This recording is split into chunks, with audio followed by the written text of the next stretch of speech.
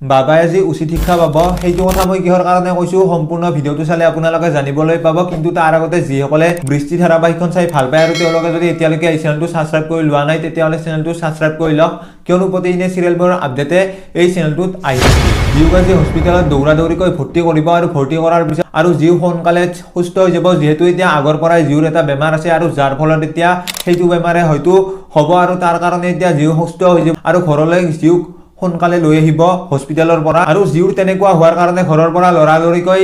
বিৰিনাইটো ওলাই যাব জিউৰ ওচৰলৈ কিন্তু এতিয়া হস্পিটেলত হয়তো জিউক আজি লগ নাপাব আৰু তাৰ কাৰণে বিৰিনাই কিশোৰক ফোন কৰি জিউৰ কথাটো সুধিম বুলি চিন্তা কৰে কিন্তু কিশোৰক ফোন নকৰি আজি ঘৰলৈ কিশোৰতৰ আহিব আৰু আহি জিউৰ খবৰ ল'ব তো তেনেকুৱা আপোনালোকে আজিৰ খণ্ডটি দেখিবলৈ পাব বাবাই আজি বিৰিনাহঁতৰ ঘৰত নিতাৰ আগত ডাঙৰ ডাঙৰ কথা কৈ থাকিব আৰু ডাঙৰ ডাঙৰ কথাবোৰটো কৈ থাকিব কিন্তু এতিয়া সেইবোৰ সহ্য নহব